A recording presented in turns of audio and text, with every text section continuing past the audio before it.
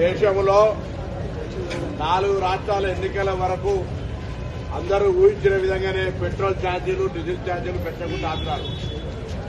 ఎన్నికలై ముఖ్యమంత్రి కూడా ప్రమాణం స్వీకారం చేయకముందే నరేంద్ర మోడీ ప్రభుత్వం దేశ ప్రజలకు ముఖ్యంగా తెలంగాణ ప్రజలకు పెట్రోల్ డీజిల్ ధరలను పెంచి మరొకసారి అన్యాయం చేసింది. ఈ సందర్భంలో కిషన్ రెడ్డి గారు, బండి సంజయ్ గారు ఎన్నికలకు ముందు అనేక సందర్భాల్లో పెట్రోల్ ధరలు పెరిగాయని 10 సార్లు ప్రెస్ కాన్ఫరెన్స్ చేశారు. ఇవాళ నరేంద్ర మోడీ ప్రభుత్వం పెట్రోల్ ధరలు పెంచింది. మేము యూపీఏ ప్రభుత్వం ఉన్ననాడు ఆయన గుజరాత్ ముఖ్యమంత్రిగా మన్మోహన్ సింగ్ గారి నాయకత్వంలో నయా పైస పెరిగితే ఏం జరుగుతుంది దేశంలో అని చెప్పే విధంగా మరి అపహాస్యం చేసే విధంగా వ్యవహరిస్తూ ఉండే 3 రోజుల హైదరాబాద్ పర్యటన నుంచి దేశ ప్రజలందరికీ డీజిల్ పెట్రోల్ తక్కువ వాడండి, నూనె తక్కువ తాగండి, బంగారం కొనొద్దంటే అప్పుడే అనుమానం వచ్చింది తప్పకుండా రేపు పొద్దున నడ్డు విలువ పోతా ఉన్నాడని.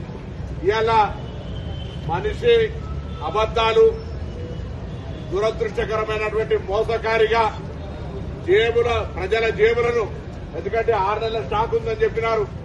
ఇవాళ యుద్ధంలో కారణం చూపెట్టే ప్రయత్నం చేస్తారు. యుద్ధం ఇవాళ రాలే, యుద్ధం ఎప్పటి నుంచో ఉంది. కానీ ఇవాళ ప్రజలకు మోసం చేసి భారం పడేటువంటి పెట్రోల్ డీజిల్ ధరలను పెబ్బులు కాంగ్రెస్ పార్టీగా అందరం కూడా గట్టిగా వ్యతిరేకిస్తా ఉన్నాం.